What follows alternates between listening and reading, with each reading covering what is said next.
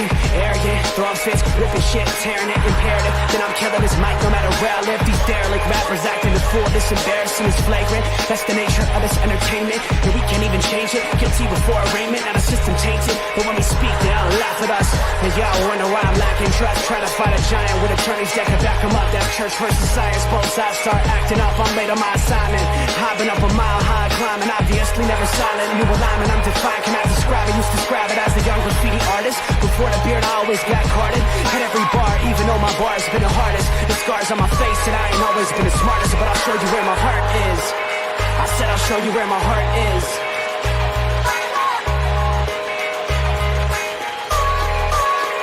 I can show you where my heart's at. See it on my sleeves, even if the beat stops, my soul will not leave. If I never stood tall, nobody will ever see. I can show you where my heart's at. See it on my sleeve, I can show you where my heart's at. See it on my sleeve, even if the beat stops, my soul will not leave. If I never stood tall, nobody will ever see. I can show you where my heart's at. See it on my sleeve, I can show you where my... The type of guy that would ride with the breeze. I'm higher than most people, I'm cold and icicle freeze. I'm liking to Mike Tyson, I'm a bison, a beast. I'm high like Jamaica, like right by the beach. My pops is from a spot where they're fighting for peace. 8 years old, out there watching people fight in the streets. All these sirens only make the violence increase. Yeah, we're still not loving police. It's that bright young American, nice, dumb, arrogant. Tight on a mic, but he might need a therapist. Heart full of kerosene, head full of fairy tales. Said that you're my homie, you don't know me, but I know you very well. Roll back on some West Coast shit. This whole track is wetter than your dress code kiss. About to hit the track, running on some retro fit. It gets so lit, I guess so, bitch, now let's go.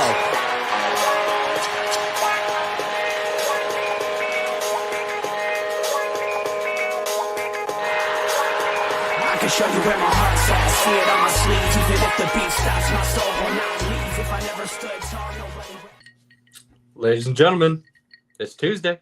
That means you get to hang out with us, little sports nonsense and whiskey. Welcome, fellas. How you doing, Pinky? Robert, welcome again, sir. Always nice to have you back. Always glad to be here. Fellas, Pinky, what's going on, my guy? Tuesday, we got some college football. We got some NFL football, a little NBA, a little touch point there. Other than that, what do you got for your nonsense, my guy? What was your weekend? What's going on? Hold on one sec, my man. Oh, man, I don't know if my weekend was I don't know, man. My weekend was, I think my things, Pinky, you are choppy slowing down because of my virtual background. I'm gonna jump out real quick. Okay, yeah, all right. Yeah, Robert, you give it a shot. So I just had a pretty chill weekend, honestly. I watched some of the college football. Was extremely disappointed with some of the outcomes, but hey, you know, we'll discuss. It is what it is. Sunday just kind of kicked back, hung out. Unfortunately, watched the Broncos lose it there, unfortunately, but hey, it happens. But interesting things to come for the next few weeks. The college football playoffs have my attention, especially with the drama behind the scenes there. So, you know, it's interesting. I agree. Pinky, can you speak now without coming in and out? What's up, guys? Are you with? What's up? Yeah, I think so. The virtual background, I was trying it out, and it just slows down the whole stream. So had to remove it. So I'm in my home office. Welcome to Pinky's bedroom, but we're here. Am I still? Is it still not working? No, you're doing good. You're doing good. I just wasn't prepared for you to invite us into your inner sanctum. Right. This is my inner sanctum, or where the magic happens, is what they say. Also wasn't prepared for that. So thank God your wife is an amazing woman, because there are some times when you open your mouth, I'm like, yes. Hey, I was forced to make dinner tonight. I've already had a couple drinks. So who knows where this is going to go? Who knows? Love it. This is going to be good. This is going to be good stuff. Yeah, my dinner was supposed to be ready and it failed, so it's still cooking. Oh. Yep. You know, I had it all right. Underestimated. Go that The way. wife was doing. The wife went to jujitsu. I made dinner. It was all ready when she got home, and so I am good to go. Trying to think. Nothing happened over the weekend. Football, college football, NFL football. Relaxing. I'm ready for this weekend. We've got our company holiday party, and then I fly to San Antonio Monday for work. So, pretty excited. A little time, get out of the house, get out of the town.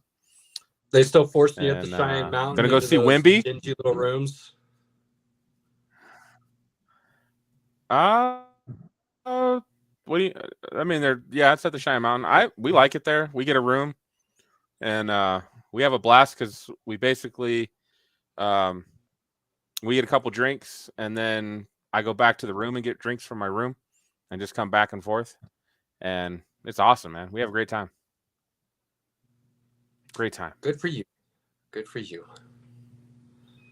There's too many uppers there for me to ever have a good time. I've never been to one, so we're about to find out. I don't know what that means. Management. I'm not going to enjoy myself the way I would like to actually enjoy myself with all of them around. It's gonna mandatory happen. fun. I It's enjoy mandatory myself. fun, Caleb. Robert can tell you. Caleb can tell you I enjoy myself when they are around, so it's really not a big difference. I do. I have a good time. So I'm looking forward I to make work being a part of it. enjoyable for others. True. Fair. All right then. So Enjoy yourself, my guy. that's just the Pinky brand. That's my brand at work. Is I'm the fun guy, the funny fat guy. You have a solid brand, my guy. I'm not gonna down your brand by any means. You got your brand, and it's a good brand. You're a good dude. Just not a fan of the place, I think. So I'll leave it at that. Robert, side note, if you don't have plans next week, you should come join me again because Pinky will be gone. So I keep will that in be mind. available. I will be here. Well, then people get to listen to you and me next week without Pinky. Looking forward to it. It'll be a good time. Wow. Skyrocketing numbers coming. Skyrocketing numbers. Here we go. All right, you guys. business out of the way. Last time it was a Nebraska Red evening. Last time I missed the podcast. It Nothing was not. more. It was too. not Nebraska You both at wore all. Nebraska shit. Yes, you did. Both of you did. Well, we did And it do was that. the- You forced our hand, sir. Don't force the hand, and it won't happen. You call a bluff, and I'm gonna do something about it. I mean, come on now. You know me better than that. That was a tough one to listen to. I'll be honest. It was tough. But I And then I got through you it. forced I the got through guest upon me. You told me I wasn't good enough to do it by myself, and then Oh, Cam came in man. and had to talk even more smack. And Well, nobody wants you to brought it listen all to- upon yourself. There's got to be checks and balances for you, my friend. That's just how it works. There's got to be checks and balances. I check and balance myself. We'll be fine. Oh man, this is gonna be a good one. Pinky's already. Look, let's be honest here. When you're not on the show, and when I'm not on the show, the dialogue is very different as far as the way you talk about your co-host. So I'm just saying, like, don't come at me like that, because we could change things if you need me to. No, we're gonna keep it civilized. All right, fair. So All right. we got some sports. Topic Robert, one, I let's gotta go. let you know. Hang on. I gotta let Robert know. I did finally finish Andor, so I'm caught up on everything except for Bad Batch, and I think there was something else. But all the main All the good storyline kind of stuff, all caught up on. All right. Dude, I thought Rogue One was something special and going in a good direction. I thought the way some of the Mandalorian and some of the way Boba Fett was done was insane and went in a new direction and really opened up the universe. Yep. I don't know if there's anything that can compare to Andor. The storyline, the Was- writing, and yeah. the way it opens up the entire universe and ties all those backstories together and starts bringing them into the forefront. Oh my God. And there's a season 2 coming, so not till 2025. I just read, but that's fine. I'm good with it. I'm okay as long as they're doing things the right way, which I think they've learned their lesson and they're going to. So, for those that haven't seen Andor, I'm not going to give any spoilers or talk about it too heavily right now. I'll give you a week. You got a week to catch up because next Tuesday, when Robert joins me again, we will have to have some conversation. I'm ready. For those that don't know or don't listen or don't pay attention, I have always said I'm a closet nerd jock. And I love all Star Wars comics, all of Magic, Dungeons and Dragons. Wow, I played it. I did it. I love it. So just because I'm all about sports doesn't mean I don't have, those other interests as well.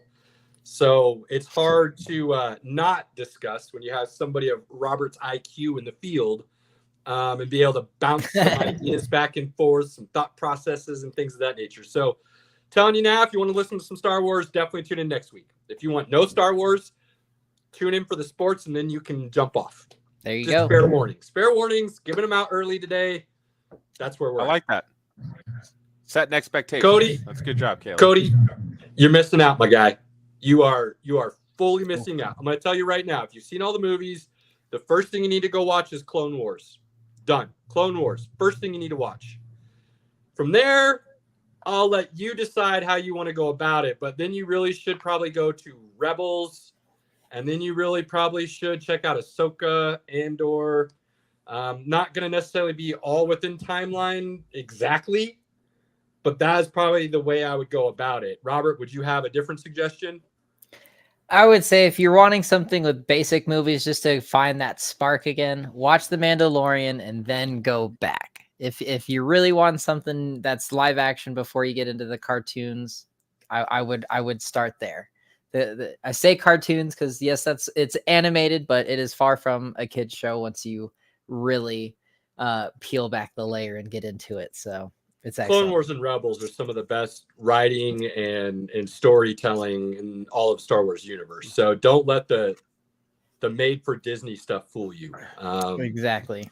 But I Robert's on it. If you're not quite ready for the animation, go ahead and check out The Mandalorian and then move on from there. Tim.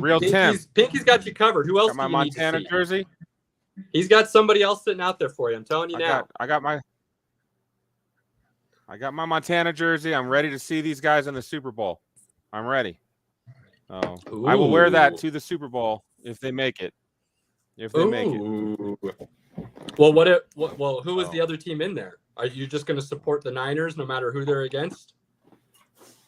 Because you're throwing out some things here. We got to be clear. Yeah. I mean, what happens if the Broncos show up somehow? No. He goes. Go. I mean, that's different. I'm always, okay. I'm always repping Broncos. So, he is. I want to make sure we're on the same page because you don't want to say something and then all of a sudden have to backtrack on it. So let's set some parameters early. Let's make sure we all know if the Broncos, if something weird in the universe happened and asteroids collided and somehow people played their worst games against the Broncos and we went to the Super Bowl, I definitely root for the Broncos, of course. I'm not expecting that to happen. So, okay. I'm expecting the Chiefs to make it because there's just not a lot of competition in the AFC this year. And Eagles or Niners are going to make the Super Bowl. That's just what's going to happen. Well, save that because we're gonna really dive into that in a second here with the NFL. But let's start college. For those that have been living under a rock for the last 2 or 3 days, it was announced Sunday morning at 10 a.m. that the College Football Playoff Committee had selected their 4 final teams. Given the nature that the way the weekend went, Washington beating Oregon kind of handily. Was not the game I expected to see from Oregon. You've got Michigan smoking Iowa. Everybody knew that was coming. Yep. You've got Florida State going with their third-string QB by the second quarter, a true freshman, beating Louisville in an ugly brawl-out game. As far as like high scoring and stuff goes, not a game you would want to watch. But as far as like old school grinded out football and teams are just doing everything they can to move those chess pieces around to win, it was actually pretty entertaining. Don't have a rooting interest for any team, so either team, so I could care less. I was pulling for Louisville to create even more chaos, but little did I know by Florida State winning, I got the best chaos I possibly could have. So Florida State wins. You have Texas smoking Oklahoma State and definitively putting their name in the mix. And then we end with good old Georgia, Alabama. SEC powerhouses going to battle. Alabama smoked Georgia. Now, the score doesn't say they smoked them, but if you watch the game, Bama controlled that game pretty much from start to finish. The score was closer than you might feel like that. I'd agree with that. Bama controlled that game. At no point did I feel like Georgia was going to win that game after about the first maybe 10 minutes of the game. So Bama wins. So now the number one team in the nation that has gone undefeated for almost 3 years in a row falls. Where do they fall to? Well, they fall to number 6. They go from 1 to 6. Never happened before. Okay, I like that. Some history being made, shaking things up a little bit. Michigan revealed as number 1 with Georgia's loss. Yeah, that makes sense. A lot of people called them the most complete team in the country all season. Okay, beat Ohio State in the Big Ten championship game, looking good, controlling that game for the most part. Okay, number 1. Number 2, Washington, undefeated as well. Dominant performance against Oregon a second time. Honestly, did not see that coming. I really thought Oregon was looking like the better team going into that weekend. Washington felt like they had been playing flat. They came out and smoked Oregon. Smoked them. Now, I can't tell right now. I'm on the fence. Is Washington actually a really good football team that just had some down weeks, which happens to every team in college and pros? You go through a little slump. As long as you're hot at the right time, you're good. Or are they just a terrible matchup for Oregon? I'm struggling to decide where Washington is. Really good team that struggled a couple weeks, slump, or are they just a terrible matchup for Oregon and they're not as competitive on the national stage as we're hoping? I'm hoping for the former. I'm hoping Washington is actually a really good team. They've got insane skill positions. Michael Penix is a Heisman finalist. So they've got the pieces, solid defense. Washington, number 2. I hope they show up and compete. Texas comes in at number 3. No surprise. They win the Big 12 handily. Their only loss is to Oklahoma, which is their rival. Red River rivalry. You lose to your rival, that's your only loss. Doesn't matter how good or bad that team was that year. Those are always acceptable losses in the grand scheme of things. Texas did beat Alabama week 2, I think it was, in Tuscaloosa by 10 points. Yeah, week 2. Yeah, so Texas comes up to number 3. Makes perfect sense. And in at number 4, go ahead and slide in Florida State, undefeated ACC champ. Yes, they're missing their starting, Heisman finalist quarterback. But, undefeated ACC champ. ACC was 6-4 against the SEC this year. ACC wasn't as bad as everybody thought it was. SEC wasn't as good as everybody thought it was. As a whole. All right, Florida State, you're in, and we're rolling. But that didn't happen. Nope. The committee chose Alabama. Now, to be clear, I understand why Alabama was picked. I get the reasoning behind it. To be clear, I could give a shit less if Florida State or Alabama was in the college football playoffs. I have no rooting interest for either team. And actually, as a Nebraska fan, perfectly honest, I dislike Florida State more than I dislike Alabama. But if we're being honest about the situation, and we're really looking at the whole criteria for what it takes for these teams to be in the college football playoffs in the Final Four, Florida State getting left out, they got screwed. Screwed bad. They have the number 3 Number 3 Not in at the all. country. Number 3 in the country. Strength of record. Strength of schedule. Number 3 in the country. They went undefeated. They were a league champion. As I said, the ACC had a winning record this year against the SEC. And for those of you that might not be historians and might not remember this, there is a precedent already set for a football team to go into the college football playoffs not having their starting quarterback and being allowed to compete against those other teams, not thinking, oh, they're probably going to lose and get smoked because their starting quarterback is there. No, the committee was thinking, undefeated, really good team, we should give you a chance. And that would be Ohio State with Cardell Jones. And guess what they did when they got in the college football playoffs? They won the whole damn thing. So nothing, and I am fully capable of doing all my research to know this. There is nothing that anyone can say to me at this point that says this was the right decision. Period. It absolutely was. Period.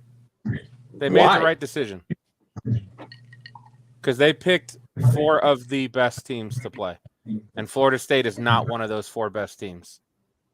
I would have And they taken showed that on Ohio State Saturday. and Georgia. If they struggled so hard against Louisville, so hard. I don't give a shit if their third string quarterback struggled hard. Nobody wanted to watch that BS. Nobody. Now that doesn't. I don't want to hear this. I don't want to hear this shit argument that that's not what people want to watch. This is my turn. This is my turn. My turn. And again, those Florida State kids, they played hard. They deserve to be in. They deserve to get their asses kicked by every team they would have played.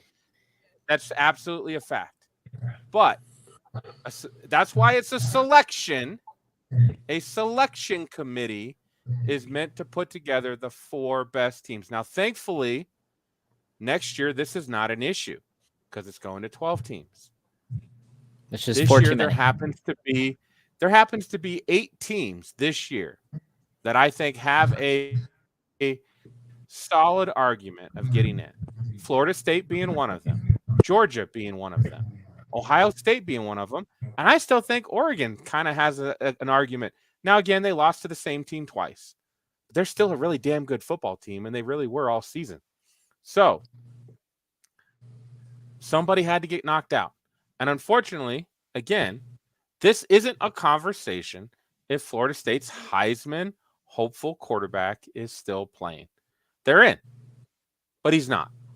And nobody wants to watch that BS. And unfortunately for Florida State, TCU getting completely demolished in the championship game left that selection committee with like, ooh, we don't want to watch that happen again. And that's exactly what would happen if Florida State got in. That's why they're not. I'm not saying it's right, but it is the facts. Right, but everything you just said, unfortunately, isn't the 4 best teams were picked. What you just said and gave an argument for was the 4 most teams that we want to watch were picked. That's the teams that are the best. Nobody wants to watch Florida State. And nobody wants to watch them get rolled. Sport. This isn't about is your quarterback healthy or not. It is a team. The team did everything asked of them that requires them to be selected. But again, at the end of the day, this is a selection. It's not a black and white. You won the ACC. You went undefeated. You get in. That's not what this is. It's a selection committee. You're right. You're absolutely right. And that's part of the issue. So I will also say this. I'll pound the table all day long saying Florida State got screwed because of everything I just laid out. I will also pound the table and say I have no sympathy for Florida State whatsoever because their commissioner is one of the commissioners who voted against starting the 12-team playoff this year. So had he not been a dumbass and had he gone ahead and allowed the playoffs to happen this year, his team would be in and nobody would be talking about it. So I know I'm kind of living on both sides of the fence here. But again, I'm going to say it clearly. I think Florida State did everything they had to in a team sport to qualify for that dance, and they got screwed.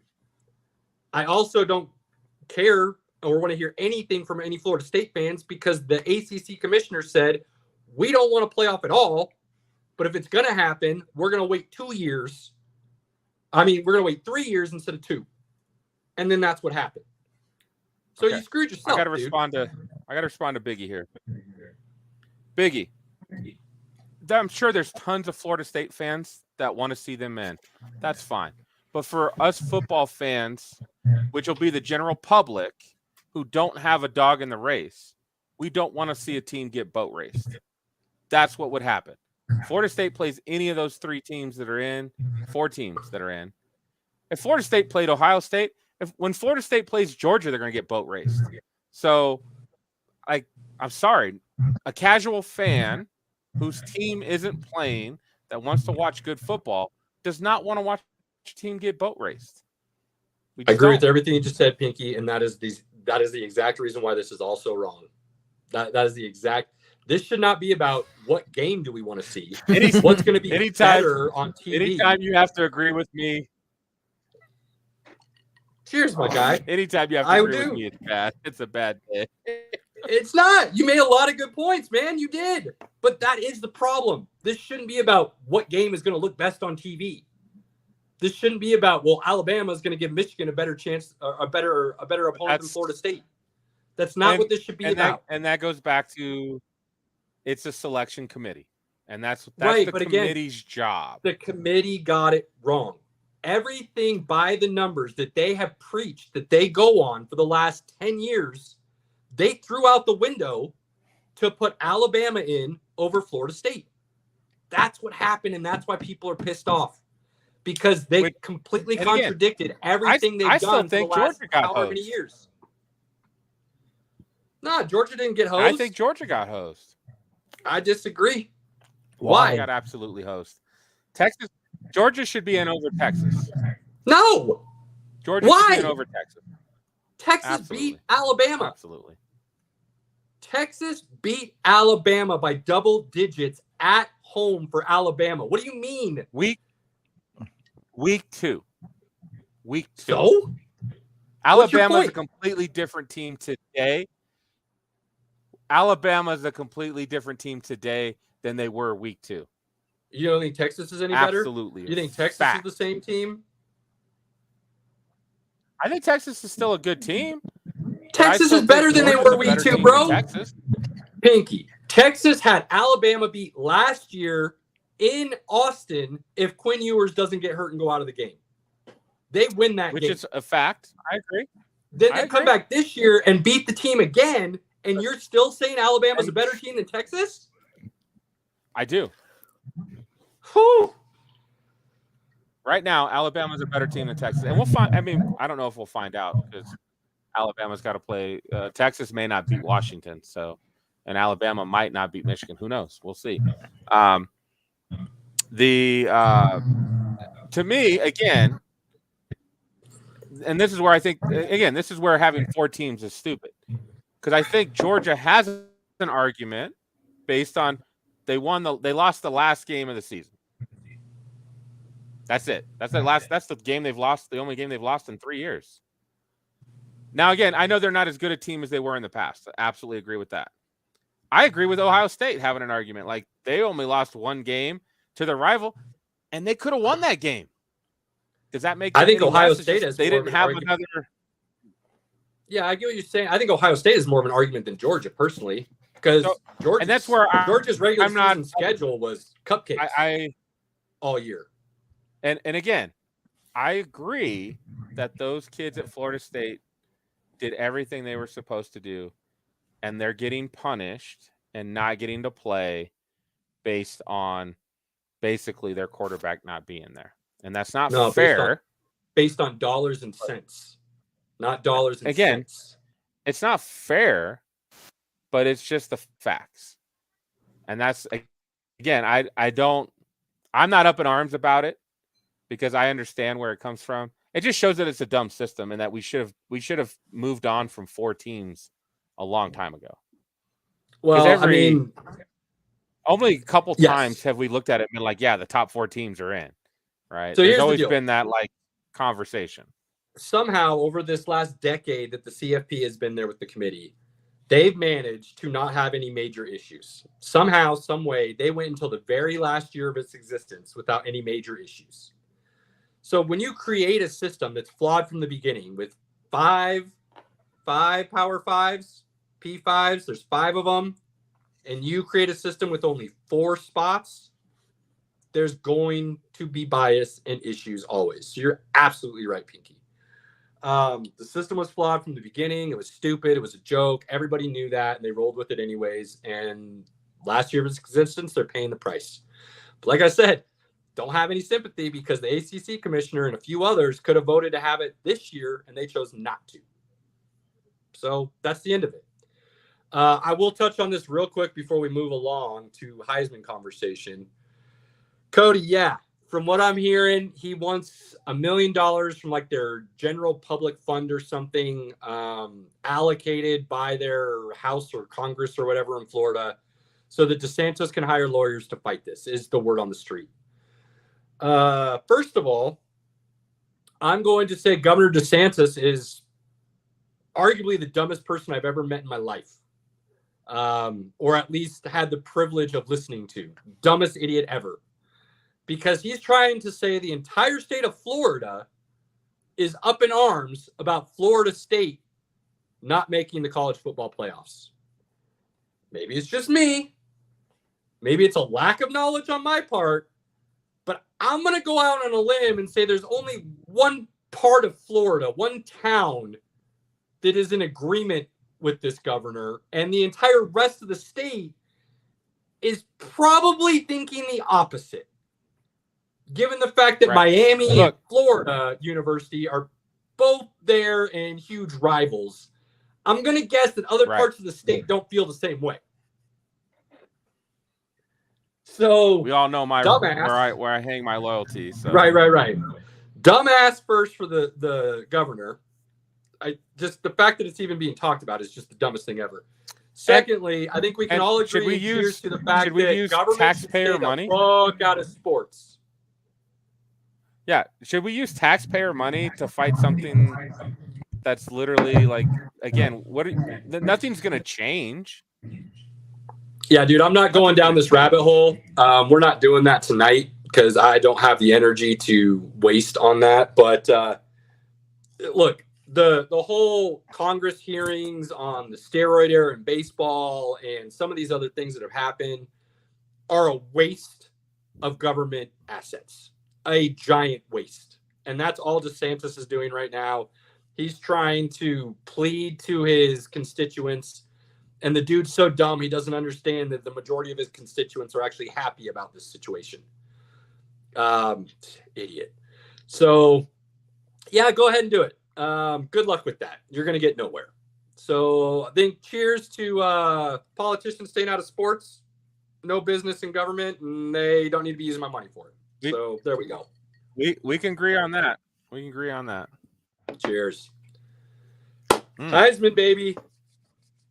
My guy that I called, a month and a half ago or so? My dude is sitting at the odds favorite right now, Pinky. Jaden Daniels.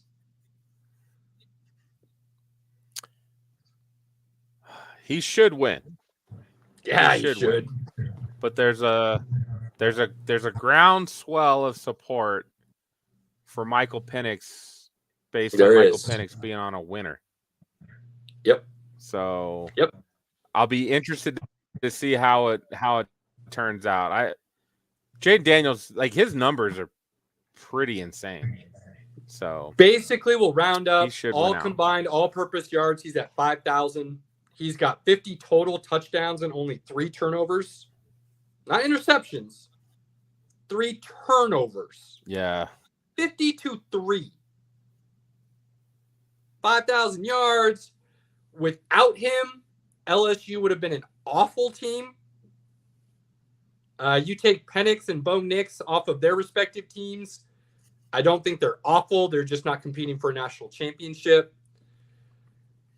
And if we're really comparing numbers and what you did during the course of the season, I would actually put it Daniels, Nix, Penix. Penix numbers just don't really jump off the page. I don't hate that. They're really solid, but they're just not what Nick's and then Daniels did this year. So I called my Daniels shot. It wasn't looking great because of their record and the way some of these other guys were winning, and that will usually play some into Heisman voters. But with Nick's losing the second time to Washington, Washington not looking great the last month of the season, and Penix not putting up eye-popping numbers, I do think Daniels will end up with it. But it'll be interesting to see how the voting turns out here. And a side note, if you go look at Caleb Williams' numbers this year compared to last year, they're almost identical, and he's actually improved in a couple categories. So the fact that he's not even being mentioned as a Heisman contender this year shows you how the media bias controls a lot of these narratives without actually looking at the players and who should be there as a whole. Because let's be honest, Missouri's running back should have been invited as well. I mean, that has completely to do with the they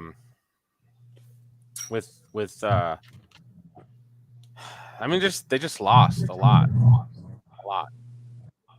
They did. I'm not going to say they didn't. That's what it's all about. You can't lose that. It's just tough because the Heisman isn't supposed to be a most valuable player award. It literally is the best player in college football. Like, it states that very clearly in their voting and everything else. Like, it's not about what the team did. It's about what the individual did.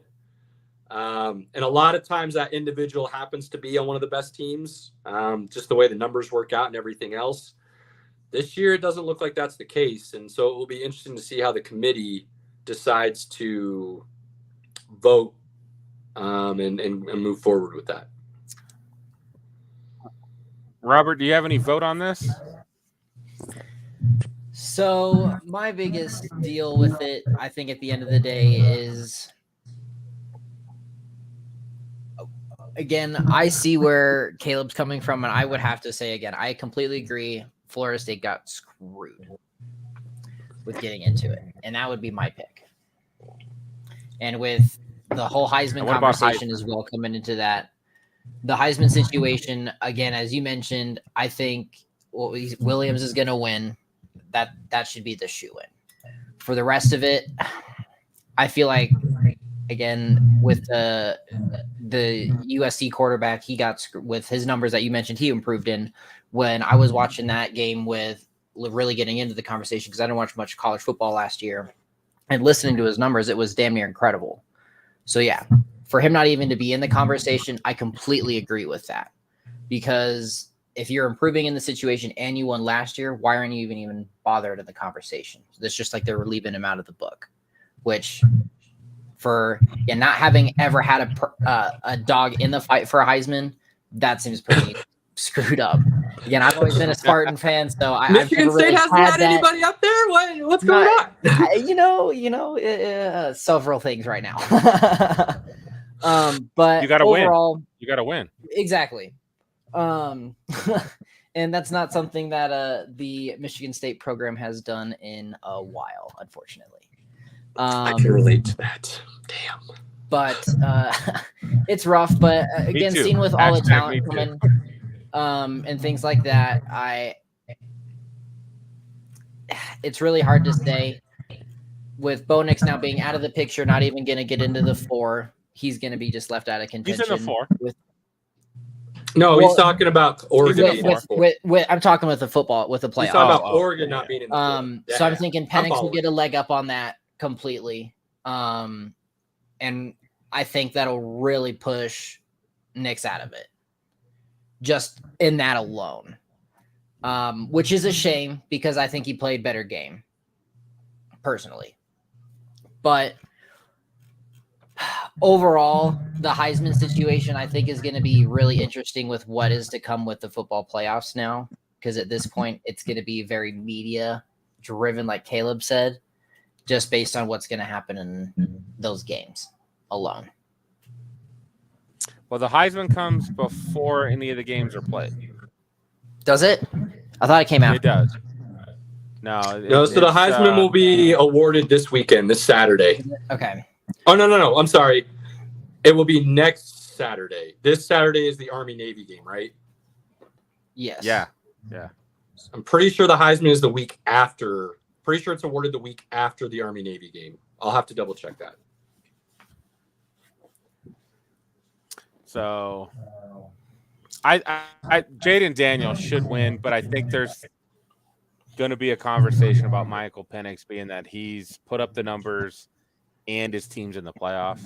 It's between him and Daniel. So I don't think Nix or Harrison Jr. are gonna.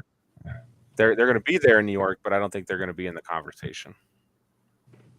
Yeah, I agree. I was wrong. It is this weekend. So Army-Navy earlier in the day, Heisman late at night. It'll be a good Saturday.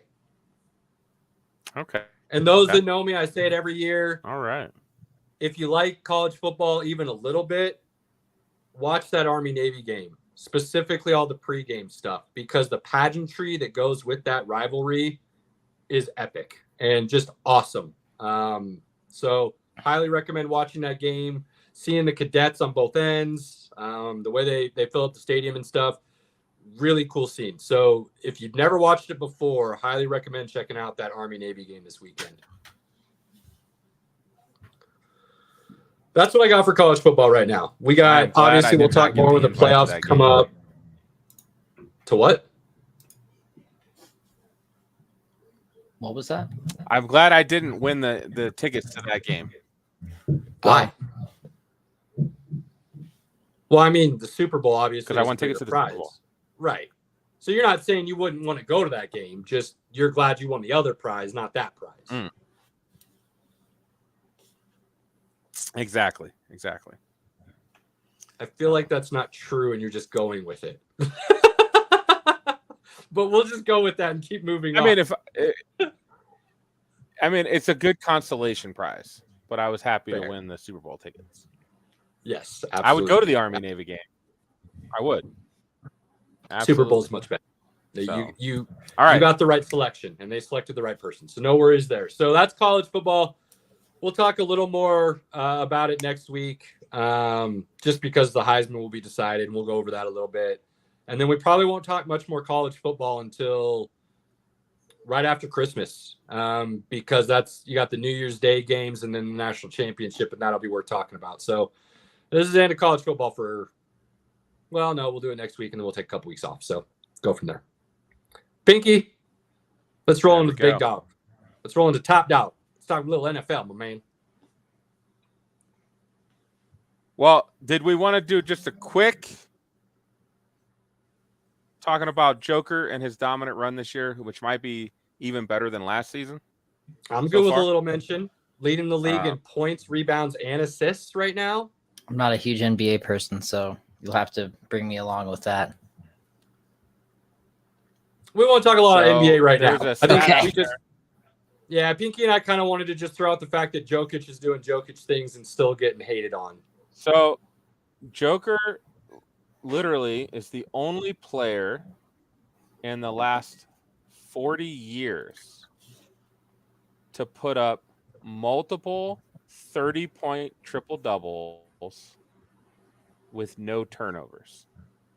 He's done it 3 times in his career. He's done it twice this season. No one has done it in 40 years. Until Halliburton did it 2 nights ago. Halliburton did Tyrese Halliburton did it for the Pacers 2 nights ago. And this is the craziest thing. This is why I say Jokic still gets hated on. Like Pinky said, Jokic has done it twice this season. It was not talked about or mentioned. Halliburton did it 2 nights ago, and it was the first story that SportsCenter ran. So don't sit here and tell me from the national media or any other NBA team that the Nuggets don't get shit on still. Don't tell me that people are giving Jokic all his flowers now. Don't tell me because they won the championship that they have no reason to complain anymore. Let's be honest. If we're still talking about the actual narrative that is there and the facts of that narrative, Denver still doesn't get any love for what they do. And that's just a simple fact. Now, if you want them to stop saying we're not going to get any love, then change the national media narrative. It's real simple. I'll give Kendrick Perkins at least a little bit of credit. That's fair. He's not talking about the Nuggets, but he is saying Joker is the best player. Like he's turned he's the best player in the NBA now. Yes.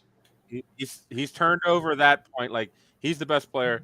I still think the Suns or the Lakers will beat them, but he's saying he's the best player, which I know in the back of his mind he wants to throw up that he's saying it. Probably. But you just can't deny it. You just can't deny it. Like it is a fact. And again, I'm an unathletic white guy. Nothing makes me happier than seeing an unathletic white guy out there just doing stupid things that I'm like, he shouldn't be able to do that. And yet he still does it. It's amazing. It's amazing. Agreed. The last NBA topic I will mention real quick. Everybody shit on the in-season tournament. Said it was a terrible idea. They shouldn't do it. It's a waste of time. Well, guess what the in-season tournament has done? It has done exactly what the NBA wanted it to, and it has increased viewership this time of the NBA season drastically, actually.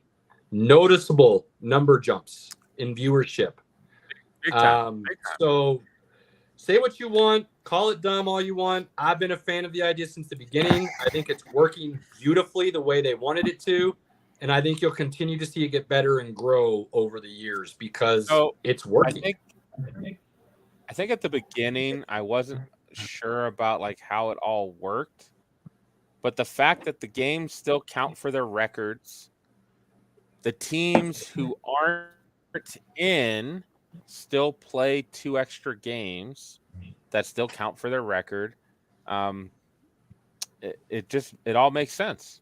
It all makes sense. So I like it. It's been fun. The color schemes on the courts, some of them are a little off and a little weird.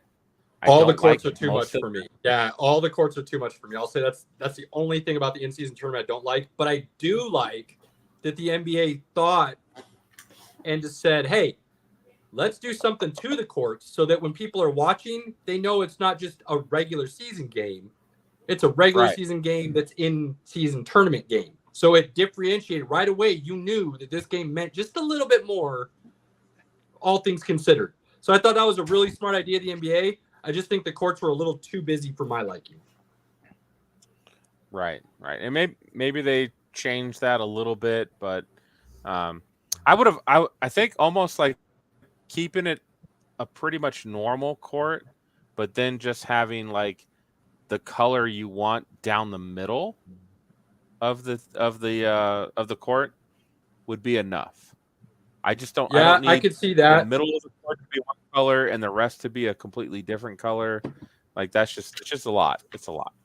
It's a lot. But overall, I would say the NBA, you were not a fan of the idea. You thought it was going to be stupid and pointless. I think they kind of swayed you a little bit.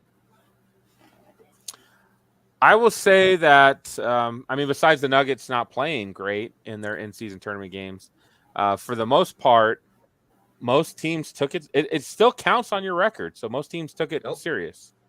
And absolutely, it did create the interest that the NBA needed. Because again, like their viewership in October and November, normally pretty low. Yeah, it's not really until football season is over that they kind of pick up that extra viewership. Yeah, even December is not great. Share. Yeah, not until Christmas. Christmas Day, they throw a bunch of games on every year. That's been the NBA's thing. NFL is trying to get in on that now, but that has been the NBA's thing. And that's really kind of what a lot of people kind of consider the actual start of the NBA season is those Christmas Day games, month and a half or so into the season, almost 2 months. That's when people really start paying attention, and it coincides with football ending, surprisingly enough. So it'll be interesting to see what they do with this moving forward, but I'm a big fan, and I like what I'm seeing so far. Yeah, buddy. We'll see how it turns out. And it's in Vegas. I can get on board with that. Like if they keep it in Vegas, that might make it a reason to actually go to an in-season tournament finals in Vegas. That could be a fun little trip. I'm down. I'll get in there. We can make. I don't need a reason to go to Vegas. Sure. I don't need a reason to go to Vegas, but I will definitely go. So, I learned the NHL draft is going to be in Vegas next year, and it's going to be in the Sphere. I was like, that hasn't, from what I've read, that hasn't been finalized yet. That's what the NHL wants to do. I don't know if the Sphere will actually do it though, because that's a lot of seats that they're not going to fill. they'll be all right. And if they're not filling it, I'll find a way to go. Like, that sounds awesome to me. So yeah, I don't know if the NFL. I think you're kind of comparing it to like the NFL draft, Pinky, and the NFL draft is its own thing. There are no other drafts in sports that are really worth watching. I'm a huge basketball guy, and I don't even really – I watch it, but I don't, like, watch it, and that's the NBA draft. So, I don't know. I think the NHL might be getting a little too big for their britches in that situation. We'll see. We'll see. All right, let's go to the NFL. Let's switch over. Although Joker is the man.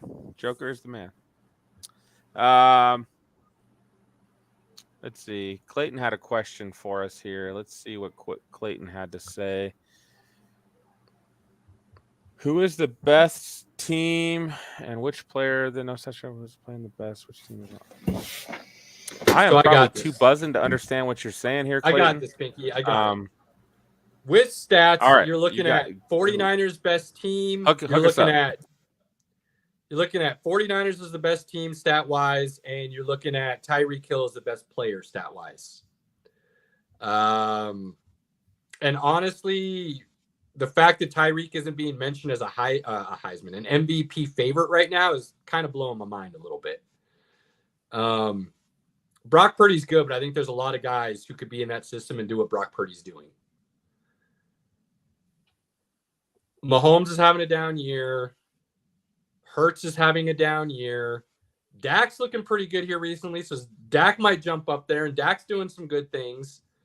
But if Tyreek Hill goes for 2,000 yards this season and doesn't get the MVP, I'll feel like he got screwed a little bit, because you take him off of that Dolphins team and just replace him with an average receiver, and the Dolphins aren't where they are right now. Cheers, my dude. That I agree wholeheartedly. Solid. Totally agree on that one. So that would I say stats-wise. As far as just straight up who's playing the best, the 49ers, the Cowboys, the Ravens, I would say are all kind of up there as far as who's playing the best right now. I don't know if those might actually be the three best teams in the NFL right now too, actually. But Clayton, I got one for you. I got one for you. The team that nobody wants to play in the playoffs right now. Nobody wants to play the Houston Texans. The way CJ Stroud is slinging that ball, I tell you, buddy, the way they're slinging that ball, getting a little carried away there, bud. Hold on. For the last 4 to 5 weeks, their defense has been playing much better. Will Anderson, Derek Stingley are playing really good football.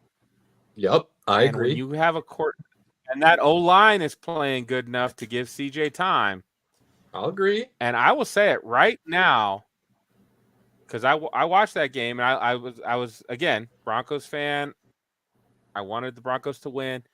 I was so impressed by the way that CJ Stroud is able to stand in the pocket and just launch that ball downfield. And it's the guys are wide open. And whether that was scheming them wide open or what, that dude was hitting it, man. So I'm telling you right now, nobody wants to play. Nobody would have seen CJ Stroud doing that. I said CJ Stroud. I would have taken CJ Stroud 1. I said that. That was on the podcast. I know. I'd have taken him over Bryce Young. Like this, not so much to you per se in this situation, just in general, kind of saying like if you watch CJ Stroud, this wouldn't have been as big a surprise as people are trying to make it to be. But let's be honest, Pinky. They barely beat the Broncos. The Broncos aren't a great team, had 3 turnovers, and the Broncos still had a chance to win it at the end of the game. So by no means do I think anybody would be scared to see the Houston Texans if they snuck into the playoffs. I don't think there's anybody on the AFC side that goes, "Oh, I don't want to play them."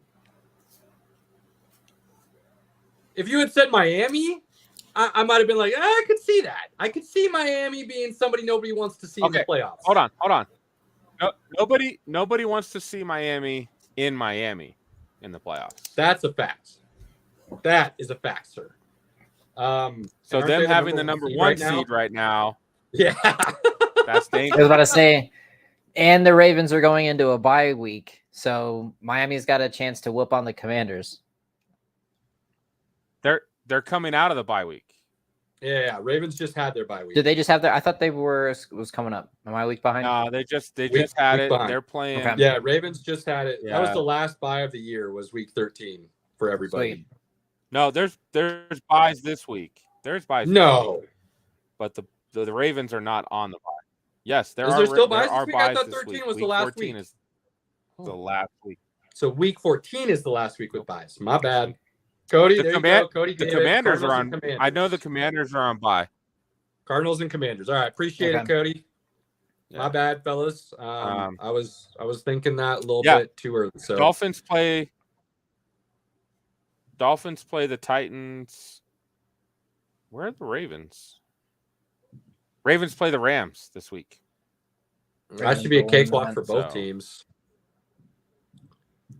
Right. That right. should be a cakewalk. And for then the both Rams. teams. I think the Ravens play the Dolphins next week. I believe. No, maybe not. In sometime coming soon. No, that's not it either. The Ravens and Dolphins play.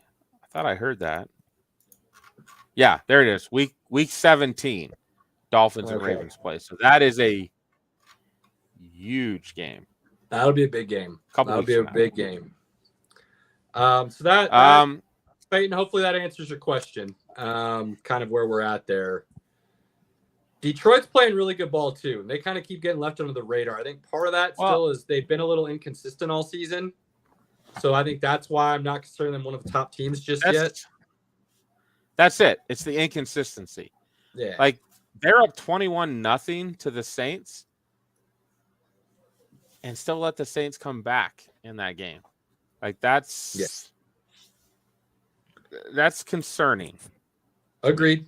Unacceptable if you're going to be a top tier team. Now I get everybody has, like I said before, you have a slump during the season. No. You might have a couple games that aren't good, but the Lions game to game, quarter to quarter can be here and here. Like they're just constantly all over the place. It feels like. So I haven't seen them put it all together consistently enough through a couple game stretch where I'm like, all right, they finally figured it out. I think, unfortunately for the Lions, I don't think they play as well against physical teams that can match their physicality. I agree with that 100%. Because I think the Lions I'll agree are built too. Cheers, well my guy. on the D line. They're built well on the O line and the D line, but again, I've said this since Jared Goff came out. When you put pressure on Jared Goff, he's just not as good. It's true. It is teams can be surprising to physical- say that. It's surprising to say that, think about it, and agree with it, given who their head coach is. Yep. It's disappointing because when Goff is on, he's on. But the minute he's actually having to make a show for it, it's stressful. And it's disappointing. If he could hold I've got they a lot of actually could Lions do in it. fantasy. I am relying on the Lions in fantasy this year, so I need them to pull this out down the stretch. No. It'll be interesting to see how that division finishes out, to be honest with you, because even the Packers are playing really good ball right now.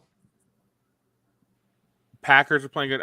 I had a let's talk about the Packers for a sec. The Packers are another team. I don't know if you'll agree with this, Caleb. I feel like they're similar to the Broncos. When they I was going to call the Broncos Packers light. I think when their defense plays well and complements the offense, and the offense does just enough, they win football games. They're not the upper echelon. They're in that middle ground where, again, against good teams, they can still win, but their defense has to play well, and then their offense has to do just enough. And that's their kind of formula. I agree. I completely agree. I think there are a ton of similarities between the Broncos and the Packers. I will say, and it's kind of disappointing, just kind of where we're at, though. I have more confidence in the Packers head coach and their skill positions to be able to make a playoff run than I do the Broncos. Yeah, I don't know about that, but I'll say to me, they're both very capable with their schedules to make the playoffs. That's true. That's very true. So what happens? Both teams really hold their destiny in their hands. Because again, and I think the next topic I was going to discuss is more about the AFC. Move on. And all the quarterbacks in the AFC that are out right now. Injuries, brutal right now. Yeah, I cannot remember the last time we saw. I think it happens every couple of years. It does, and it's definitely cyclical. But to have this many quarterbacks for the out, season, I can't ever remember this many quarterbacks being out all at the same time. I would agree before with that the statement. Season, I think we would all say the AFC quarterback-wise was loaded, right? Yeah. Top to bottom, just loaded. Not top to bottom. And then not top to bottom. No. I mean, I still think like 12 of the 16 teams had pretty good quarterbacks overall. Okay, I see what you're saying. When you look at AFC versus NFC. You're not talking about that upper echelon like, where obviously you're talking about just a capable overall signal. No. Yeah. I got you. Whereas in the NFC, I think you had more like, well, you've got, in the NFC, you had Jalen Hurts, and then you had guys that you're like, well, maybe Kirk Cousins, maybe if Brock Purdy's healthy, Dak. Maybe, you had uncertainty on the NFC side. Sure. And then you were looking at the AFC, you're like, oh, they've got Mahomes and Allen and Burrow, top three guys. You've got Deshaun Watson, you've got Russell Wilson, you got Trevor Lawrence, you've got all, you got CJ Stroud at the bottom, which he's shown he's closer to the top. But, just all that uncertainty. Well, now you've got Deshaun Watson out. You've got Kenny Pickett out, he's closer to the bottom, but he's out. Trevor Lawrence now, how long is he going to be out, right? Anthony Richardson, promising rookie, he's out. Gardner Minshew's in, right? So a lot of the AFC teams right now are playing with backup quarterbacks. And side note, how happy are the Indianapolis front office right now that they went and got Minshew as their backup? Right. Minshew's been playing great for them. Can you imagine? It just goes to show like that guy could have probably gone and probably been. Falcons probably make the playoffs as he was their starter right now. Yep. A lot of people should have taken interest in Gardner Minshew. A lot of people. But and this is where, as the topic of the podcast was the NFL playoff picture coming into focus. It is a little muddled in the AFC, but I don't see the Browns going anywhere with Flacco, PJ Walker, or DTR. I don't see the Steelers going anywhere with Mitch Trubisky or Kenny Pickett. I felt like that magic carpet ride was going to end. I do think the Colts have a shot. I'm still not convinced. Gardner's played good football and he's played bad football. So it's still like one of those things like they've got to finish it out. Bengals aren't going anywhere. I mean, Jake Browning looked okay. He threw the most short passes I've seen in a game in forever. Who cares? Okay. He threw that bomb to Chase He only had 2 incompletions the whole night. Like, dude, if you can call a game plan and your quarterback can do that, you're in contention. Bro, There at are one not many point, Chase teams had Chase had 3 catches and -7 yards. Like, that's not. I know. Like, that's not good. I get what you're saying, I don't think but that's not sustainable. man, I don't know. They have so much talent, Pinky. As long as you're smart with your game planning and your play calling, you can go 49ers on people, and all you need Jake Browning to do then is a game manager. We would all say the Jacksonville Jaguars have a decent defense, not a great defense. I think we'd agree with that, right? Yep. It took everything, including a Trevor Lawrence injury and overtime, for the Bengals to win that game. I'm not. I know, but they still hung in any 31. They put 31 up with their backup quarterback against an average defense. That's what they're going to see in the AFC playoffs. Other than the Chiefs, what AFC team are they going to face? I think it's got an insanely good defense. Bill's defense is playing pretty good right now. No, they don't have some of their stars. They're missing too many pieces good. to be great. I didn't say great. I said they're playing pretty good. I mean, they're kind of getting lit up week in and week out. We'll see. And that's against lesser competition. And this is where I think the Chiefs have their best chance with the shittiest offense they've ever had to stroll themselves back into the Super Bowl. Because they have Miami and Baltimore. And eventually, one of those two teams are going to have to play each other. I don't know if the Chiefs will have to play both of them. So, I mean, the AFC picture has definitely gotten muddy. Not what we expected to see from the beginning of the year. I do believe, and we kind of said this at the beginning of the year, the AFC is loaded, but the 2 best teams might be in the NFC. So, not a lot's changed from where we kind of had already seen the big picture to start with. So it'll be interesting to see how things fall these next couple of weeks, because within the next 2 weeks, the playoff positions are really going to start being finalized. The way the AFC is playing right now, I can't see an AFC team beating Philly, San Francisco, or Dallas right now. I agree with that. Absolutely, 100%. And would possibly struggle against Detroit too. Possibly. Maybe.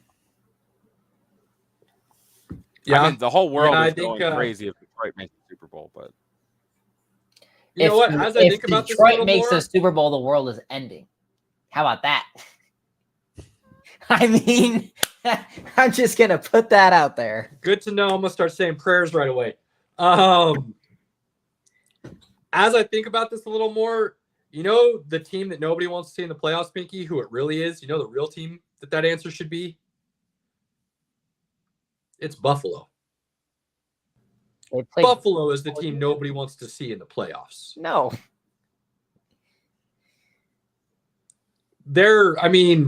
What are they, 6-6 right now? But you could say they might be the best team in the NFL on any given moment, just with how talented they are and Josh Allen playing at his prime. Josh Allen's not playing as bad as the media likes to make it sound sometimes. A lot of his turnovers that he's had this year aren't really on him. Now, don't get me wrong, he's done some gunslinger stuff that has cost his team. But a lot of the turnovers he's had have been guys not catching the ball. McDermott has continued to make some really odd coaching choices in crucial moments. And the defense is completely obliterated with injuries, even though, like you said, they are playing good. They're missing 4 or 5 of their top dudes. And 3 of them are their starters right up the middle of the, So we'll find out on Sunday because the Bills and Chiefs are going at it. So it'll be a good showdown. And that's the kicker is Buffalo, even in their losses, they haven't gotten blown out. That is a must win. Yes. For Buffalo.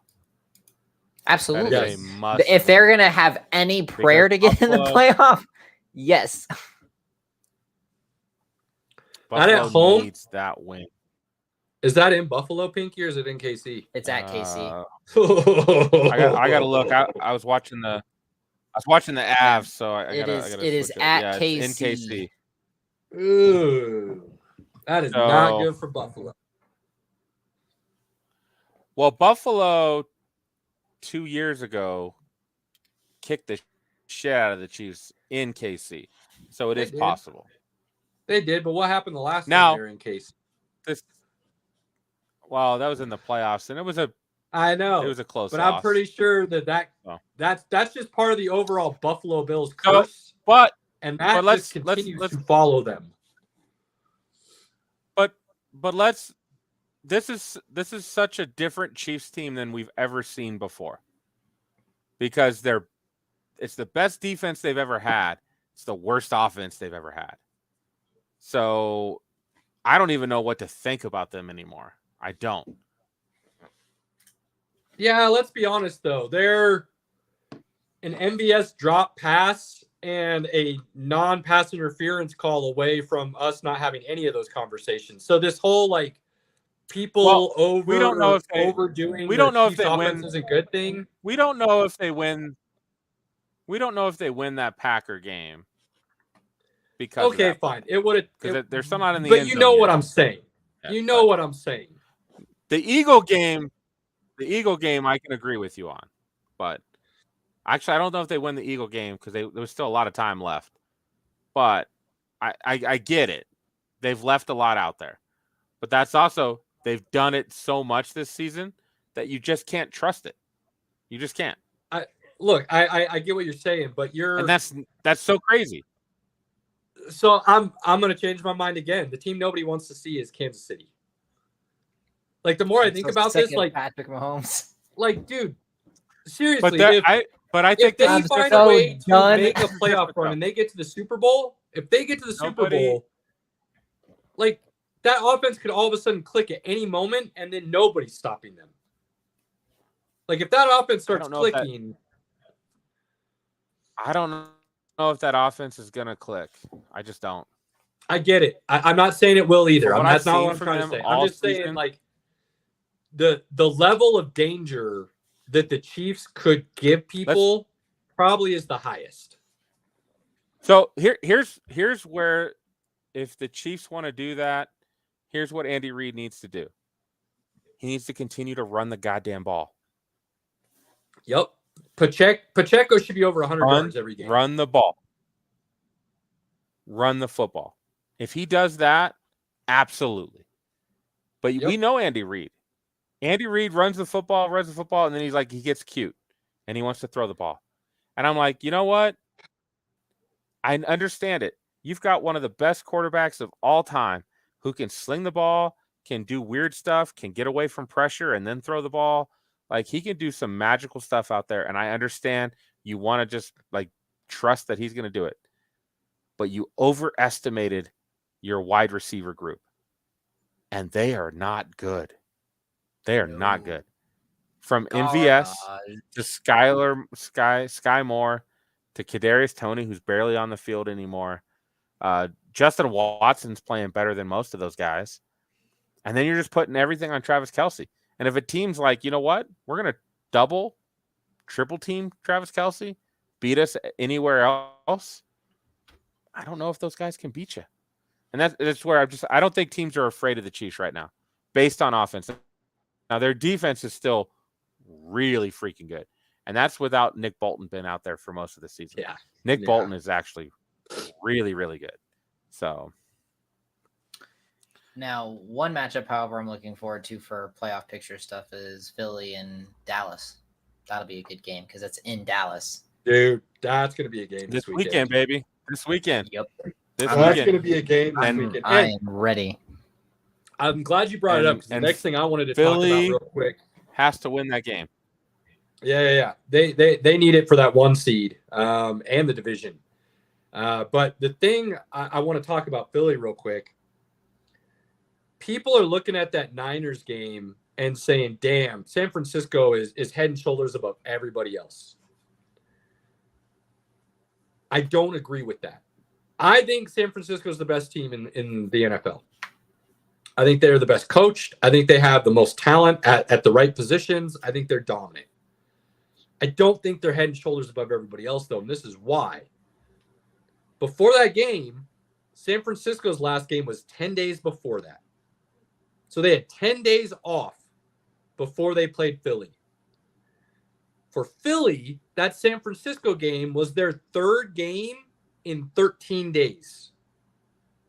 So you were looking at a beat up, tired, ready for a break Philly team versus a refreshed, rejuvenated San Francisco team. And let's not forget,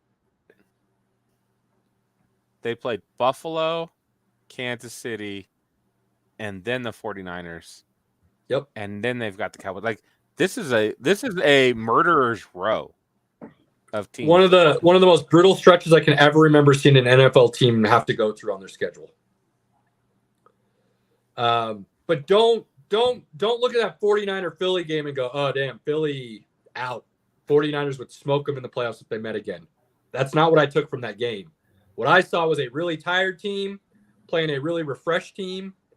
And those are usually the results you're going to get in those situations, regardless of the talent on the field. Well, and here's where I'll just throw one thing. And I like Philly and I like San Francisco a lot. If Philly scores touchdowns on their first two drives and the first quarter, 6-0, make it 14-0. Sure. And then we're having a completely different ball game, right? Now, again, that comes back to you got to capitalize. You got to score. And the 49ers, I think they found, again, what'd they find? Get the ball in Debo's hands and let him do the work, right? Yeah. I mean pretty easy. Be a truer statement. Get the ball in Debo's hands and let him do the work. Does in the next game, does Philly key more on Debo maybe? You know, again, I just don't think I based on performance. There's a lot of things. And again, NFL is a week to week. You know, it's always week to week. Oh yeah. Last couple weeks, as Stephen A. Smith always says, it's fluid. It's fluid. I mean, Dallas has been murdering folks the last couple weeks. Now, if you look at who they're murdering, none of the teams are very good for the most part. That's what they should have been doing.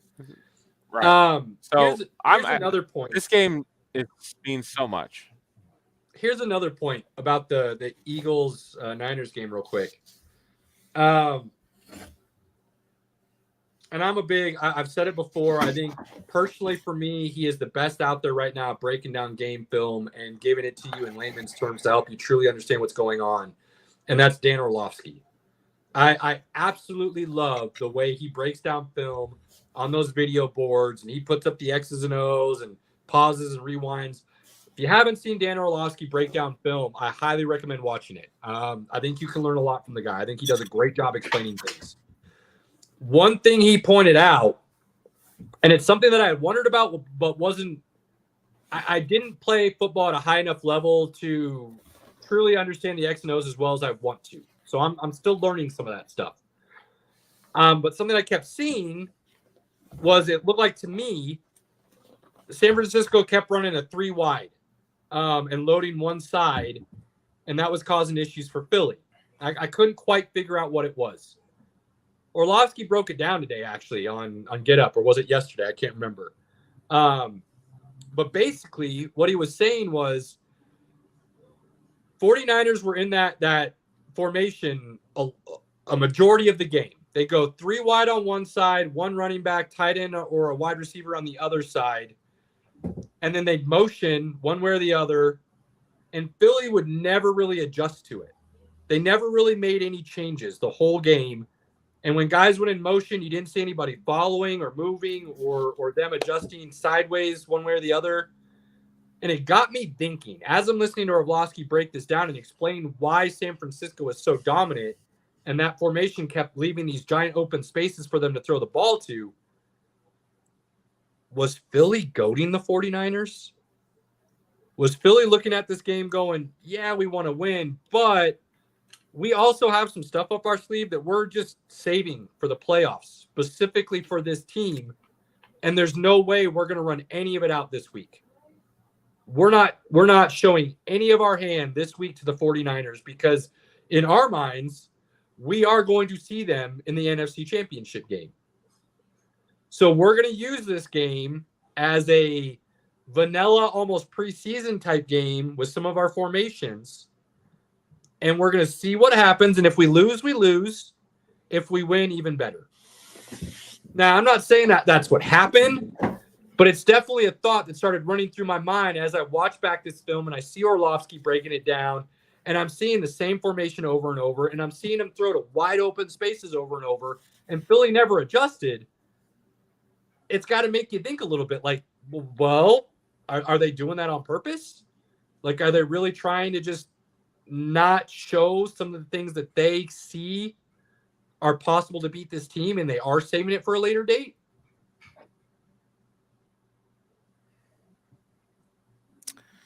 That's a tough one, man, because Philly puts themselves in a tough spot this weekend. Yeah. They have to win this weekend. So that's really tough. So I don't know, man. I don't know. I mean, that's a good chess game if that's what they're playing. But like, be wild if it's true, right? The Niners, if they beat the Niners based on their remaining schedule, they'd probably have that number 1 seed locked up. So unless they're completely confident they can beat Dallas in Dallas. Right. Think about this. How much smack did the 49ers talk over since the NFC Championship game? If we had Brock Purdy, you would have never won, right? Like, they've been saying it nonstop since then. And then they go out and beat them, and now all you've heard after that game is, see, told you. What would happen if what I just said was actually true and Philly came out and laid a smacking on them in the playoffs? Oh, man, that would be something. That would be something. I mean, you want to hear some shit not talking, under the let realm. that happen. I mean, we all know they're on a collision course. And then we still have Dallas and Detroit out there who are still good teams. And I think Dallas on a good day, Dallas has to play perfect football to beat the Eagles and the 49ers. But they can do that. I'm not crazy enough to say that they can't beat those teams. They're just like, they've got to play really good football. And the last time we saw them play Philly, they lost. The last time they played the 49ers, they got smacked. So I think they're just like, they could be a thorn in your side, but are they really a rivalry, right? It will be interesting to see what's happened because I think, myself included, I think everybody should be eating crow right now on the Mike McCarthy bashing. Dallas is looking really good. Dak is playing some of his best football of his career.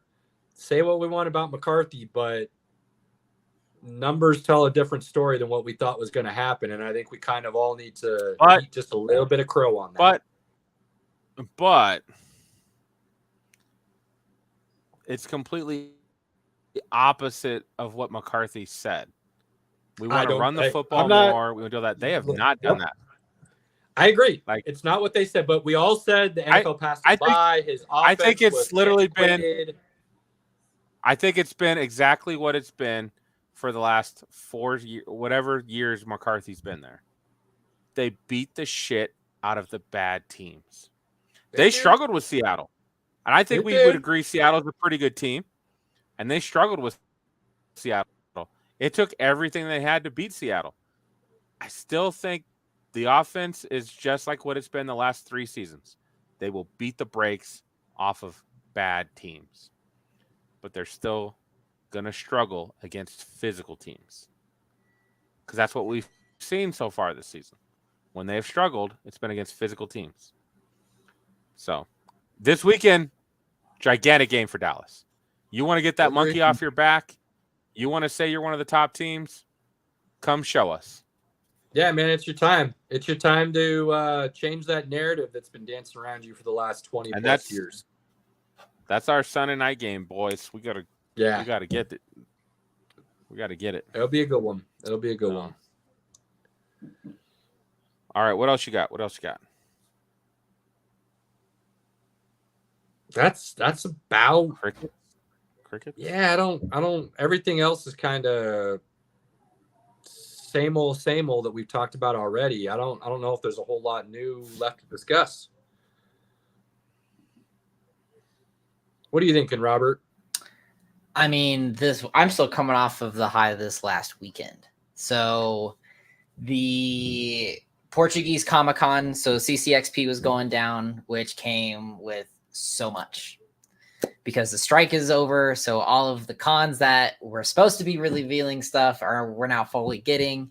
Furiosa, all of that. I mean, so many good things. Mad Max, The Boys, Season 4, following Gen V now, like Godzilla and Kong again. Ready for that because you got the Monarch series going right now, which is just equally as good. So, I mean, there was a lot of good things happening. Dune 2, which of course is my bread and butter. So I'm slowly waiting for that. Pinky, you can get out of here with that. I don't care what you say. Dune's amazing. Pretty. I've gotten hard to Dune here over the last year or so. Oh, I'm sorry, man. That director sucks. I do not like him. What? That first movie was epic, dude. Dude, he has a thing for Denis Villeneuve, man. That first movie don't get it. Boring as hell. You are out of your mind. Hour. Dude. But let's be honest. You are not a big storyteller, set the stage kind of guy. Oh, hold on. I am completely about a story. Build it up, all that. That first hour of Dune is one of the most boring hours of cinema out there. I couldn't disagree more. The second half of that movie, you guys are totally wrong. The second half of that movie is actually pretty good. I agree. Once it gets moving. And by the time it gets moving and gets you interested, it's over. That first hour, I fell asleep twice. You hated Fellowship of the Ring, right? You hated first one. Like, that was a boring movie, terrible. Thank you. It's the same setup, kid. It's world building at its finest. And but Dennis doesn't get me with any of his movies. I hate all of his movies. I love Blade Runner. 2049 was excellent. Blade Runner's fucking boring as hell. The whole movie is boring as hell. Never seen it. It's on my list to watch. At least with Dune, the second half at least redeems it a little bit. Because then I was like, okay, I'm excited to see like what's happening, and then it was over. Damn, I love that first half of Blade Dune. Runner. That chess match that's being set up. Dude. So good. Blade Runner is you'll love Blade Runner then because it's just as boring. What else has he done? It's not boring. He did Sicario. Sicario is great. I love Sicario. The first one. The second one was really bad. The second one wasn't but great. He didn't do the second I loved one. the first one. So no, the first one was not as good as it could have been. Period. He also did. What? That first movie was badass. That first movie was first Sicario. epic. What would you do to make it better? Everybody said it was so good. I went and watched it. I was like, no, this is not very good at all. What? At all. I do not like him as a director. I just don't. Usually, I'm the one sitting here giving movie things that Pinky's telling me I'm an idiot. Buddy, you are on an island tonight, kid. Dude. I don't mean I don't mind. You like the island? You don't sit there very often. He's a horrible director. I love it. And there's enough people on my side of the island against him that I'm fine with it. Prisoners was another. I'm not the only one that says these. I'm not the only one that says these things about his movies. I think Sicario was badass. I love Dune, and I didn't know anything about Dune before I saw that movie. Oh man, what? Sicario? Yeah, so Sicario is one I'd of always the worst heard about it, but I action tried to movies watch ever. the old one a lot of times. Could never really get into it for whatever reason.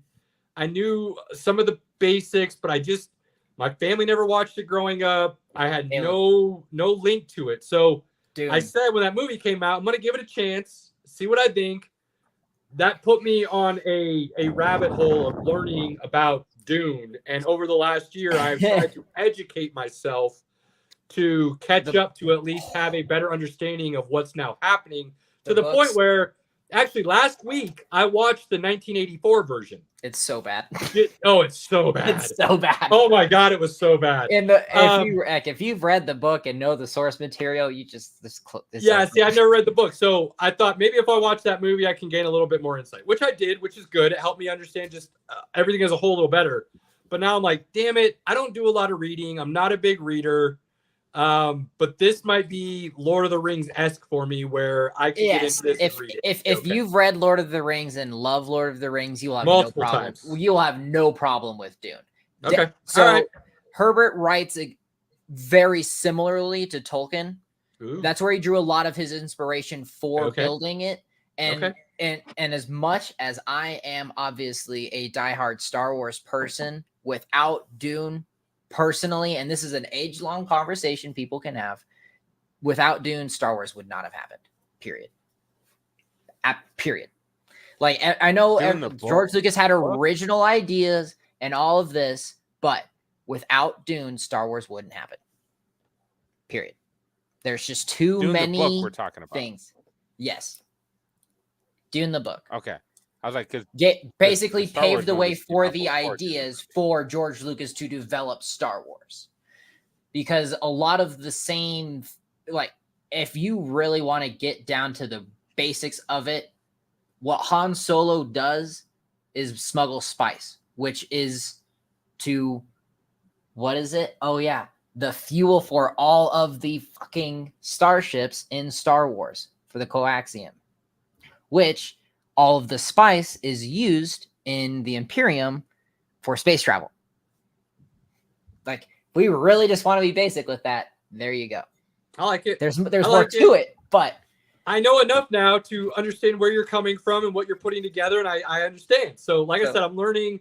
I love those types of worlds where you can build upon itself. So, and what I'll say, Caleb, is if you're into it and if you are a board game person like Magic and stuff, like deck building games, there is a Dune Imperium game, and it is massive. Ooh. It's like Risk. It's a big strategy game, but it also helps you contextualize, oh, this is what this means, and this is okay. So my guy got so excited he shut himself off. Yep. Really forms the world for you to a way where you can picture it with different things without actually having to go through the book. So let me ask you this, Robert, and Pinky, I know we're sidetracked. Deal with it, my guy. Love you, buddy. Robert, you invited the guy. Don't blame me. I'm just here, man. He just shows up. Is there enough? He just shows up. He just showed up. Is there enough Dune to do the same thing like Lord of the Rings and Star Wars has done, where you then create an entire world, universe, it's already been backstory? Done. Oh, it has. So, all right. So without really getting into all of it, so that's where James McAvoy got his start, pretty much. It's the children of Dune. So Dune itself, the Paul Atreides story is 2 books. Okay. And the rest of the story is his lineage and what happened to Arrakis. Hang on. Dune's not just 1 book? Oh no. It's multiple books. Here. So we're talking like Wheel of Time. We're talking like Wheel of Time style? Yes. Oh. Get a little education here tonight, Freaking Pinky. nerds. All I know is Villanueva is horrible. Horrible. I apparently really like his style.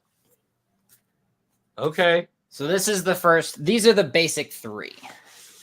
So what I'm referring to with James McAvoy is this book, which follows after Paul Atreides' rule. Okay. This is like years later. All right, here's what we're going to do. You're coming on next week. Pinky's not going to be here. So let's table, pause, and we'll do a little bit of this discussion, and you can educate me and everybody else after we have a little bit of Star Wars conversation after our sports stuff, and we'll dive on this a little more because I'm very interested and I like to learn. Yes, long story short, Dennis is planning to make his own Star Wars or Lord of the Rings with Dune. Oh, now I'm stoked. Plan. Okay. That is the plan. That's what we're talking about next week. I'm stoked. Little Star Wars, little education on some new stuff that I'm really getting into, and obviously we'll talk some sports. Pinky, are we missing any sports that we still need to discuss, or is it final thoughts time? It's final thoughts time. I can't think of anything. Give it to me, my guy. Oh, you want me to give it final thought? Yeah, what's your final thought first? Pinky's mad at us right now. I don't know. I'm so pissed off. He's upset that we like Villanueva and we're talking nerd stuff. Pinky's out of his game. He checked out real quick. I hate that. I hate that. As a director, that guy's got some visually stunning stuff. I will say that. He's good at showing visuals. But the majority of the movies he's made, I have found horribly boring. I mean, he's no Blade Runner Rian 2049, Johnson, right? Let's not even. He is not. Those movies are even more enjoyable. No, they're not, because it ruins everything that They worlds are. have built. Absolutely. Good Rian Johnson God, has no. made more enjoyable movies than Villanueva. That's without question. Well, there's Pinky's final thought. Robert, what do you got for us? I personally would disagree with Pinky. I think Dennis has good things, but I also see where he's coming from a story standpoint and can respect that. So, but I'm looking forward to next week and really peeling back that layer and getting into the nerdiness that we can get into. It's going to be fun. I love it. People, stick with us. All right. We will always talk about sports, but the nonsense is in our name for a reason, because we have other interests, and we might go off-roading one direction. We might bring it back to something else. We might stay over there the whole time. I don't know. And that's the beauty of us having our own platform to speak on. We talk about whatever the hell we want. So hopefully there's enough people out there that want to nerd out with us and listen. If you don't, tune in for the first half. We'll give you your sports update, and then second half or second quarter of whatever it is, Robert and I will nerd out on our own. If nobody else is listening, I don't really care. It's going to be fun. You're going to miss out if you're not there. That's for sure. So, as always, we cannot thank everyone enough for their support, likes, shares, re-X's, anything that you do to support what we do. We can't thank you enough. There are not words for us to describe how much that truly means to us. So this is something we love doing. We're going to continue to do it as long as it brings us joy, and we will continue to bring other degenerates on to hang out with us and become repeat offenders and go from there. So as always, if you have those moments with your inner circle, your loved ones, your family, your friends, do not take them for granted. Cherish them. Take advantage of them as often as you can. To you boys, appreciate you. Hope everyone has a good night. Cheers. Wow. Cheers. Fast lane when I pass in the street, bag of money in the passenger seat. Tempo's been asking for me on the road from the west to the east.